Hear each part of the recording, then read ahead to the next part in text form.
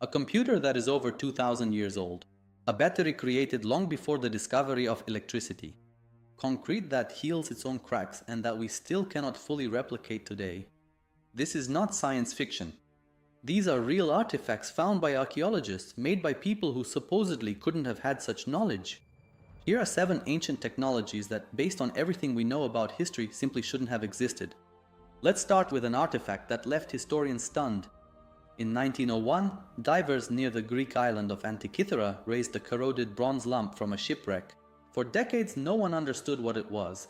Then it was X-rayed, and inside they found over 30 interconnected gears, made with a precision that people believe couldn't be achieved 2000 years ago. And it was a computer, a hand-powered mechanical computer. It could calculate the position of the sun and track the phases of the moon, predict solar and lunar eclipses years in advance, and even determine the 4-year cycles of the ancient Olympic Games. All you had to do was turn a handle and the entire cosmos would start moving before you. And now for the strangest part. After this, humanity didn't create anything this complex for over 1,000 years. Only with the appearance of medieval European clockwork mechanisms does technology of this level reappear. 1,000 years of emptiness. A single device so far ahead of its time that when it went to the bottom of the sea, the knowledge of how to create it vanished with it. And now for something smaller and even stranger. In the 1930s, near Baghdad, archaeologists found a clay jar. Inside it were copper cylinders and iron rods, hermetically sealed with bitumen. By itself, nothing special, but if you fill this jar with an acidic liquid, vinegar or grape juice, something happens that no one expects from ordinary clay pottery. It starts producing an electric current. A battery. It might be about 2000 years old, and it was created more than 1000 years before Alessandro Volta invented the battery in 1800. And here's the question, what was it made for? No one knows for sure. Some believe it was used for applying a thin layer of gold to silver using electrolysis, a technology that seemingly was impossible for that era. Other researchers aren't even sure it was a battery at all, but the fact remains, the design works. Fill it up, connect the contacts, and it starts producing an electric current in a world that, according to all textbooks, wasn't supposed to understand electricity for almost another 1,000 years. You've probably already heard something about Roman concrete. Very durable, but you probably don't know how much it surpasses modern concrete. Modern concrete usually starts to deteriorate after 50 to 100 years. Roman concrete has stood in seawater for over 2,000 years, and strangest of all, it's getting stronger. For centuries, no one could understand why. And only recently, scientists found the answer. Small white inclusions found in the concrete, which for a long time were thought to be the result of poor mixing, were actually the main secret. When a crack appears in concrete and water gets inside, these particles react and form new mineral crystals that fill the crack and seal it hermetically. Concrete literally repairs itself. Just stop and think about it. A material that we are only now trying to recreate in our modern high-tech laboratories today, the Romans were already using to build their ports even before the birth of Christ. They didn't know chemistry the way we do today, but they certainly knew one thing, and it worked. If your idea of a primitive ancient world is already starting to crumble, do me a small favor. Give this a like. It really helps the channel and gives us the opportunity to continue bringing those lost technologies back to life. Then now it gets even stranger. The Byzantine Empire had a weapon that the entire world feared back then. So effective that it might have been what saved the empire's capital from falling for centuries. It was called Greek fire, a liquid flame that could be projected through special tubes on the bow of a ship. And here's what seems almost impossible. It continued to burn even on water. Water didn't extinguish it. Instead, it only spread the flames even further, and enemy fleets simply burned. Entire squadrons were destroyed by fire that was impossible to put out. And the recipe?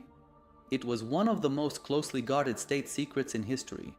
Only a few people knew it, and it was passed down only orally under the strictest secrecy. And that secret worked a little too well. The formula was never fully written down. When the Byzantine Empire fell, it vanished along with it. And even today, no one knows exactly how to make Greek fire. We can only make guesses, but we still can't fully recreate it. For nearly 1,000 years, one type of blade dominated the battlefields, Damascus steel.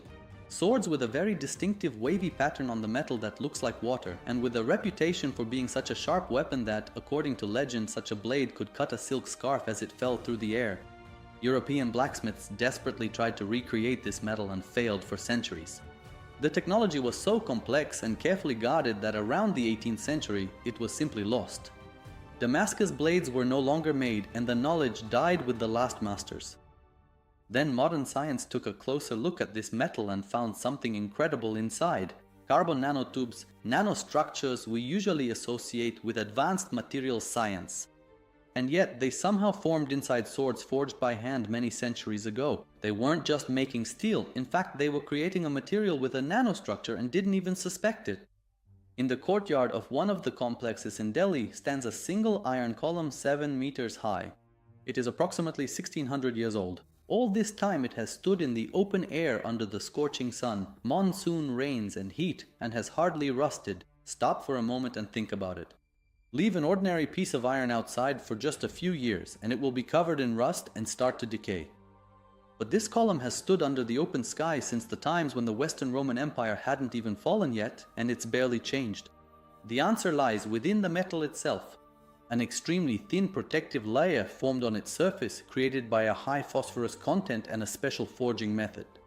Ancient Indian metallurgists, with no idea of modern chemistry, created iron with a corrosion resistance that even today is impossible to replicate. It's a monument to knowledge that was never written down. And finally, the story that raises the most questions. In Baalbek, Lebanon, lie some of the largest worked stone blocks ever moved by humans.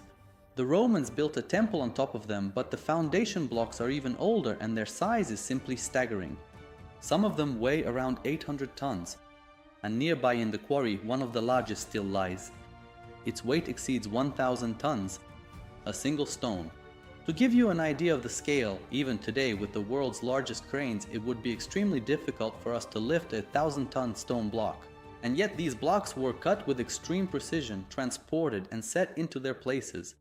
They are fitted so tightly that it's impossible to slide even a knife blade between them. And how was this achieved? We actually still don't know the exact answer. And that's exactly what unites all the examples on this list. No magic, no aliens, just human hands and the human mind, which reached such a level of mastery that when this knowledge was lost, we could no longer understand exactly how they did it. 7 technologies, 7 pieces of knowledge that, according to our usual idea of civilizational development, simply shouldn't have existed at that time. And here is what unites them all. Each of these pieces of knowledge was lost. The mechanism sank, the recipe was hidden, the masters died, the knowledge wasn't recorded, and so they simply vanished. Sometimes for 1,000 years. We're used to thinking that progress only moves forward, that each new generation knows more than the previous one. But these findings tell us a completely different, uncomfortable truth. Knowledge can be discovered and then completely forgotten. Civilizations don't just create, they also lose, and part of what people once already knew, we are only now, after many centuries, painfully rediscovering. I've put a lot of effort into bringing back these lost technologies. With the help of artificial intelligence, every object and every scene you saw in this video was recreated based on real archaeological data. And now, write in the comments which of these 7 technologies you would like to see in a separate full-length video. Thank you all for watching. Have a nice day!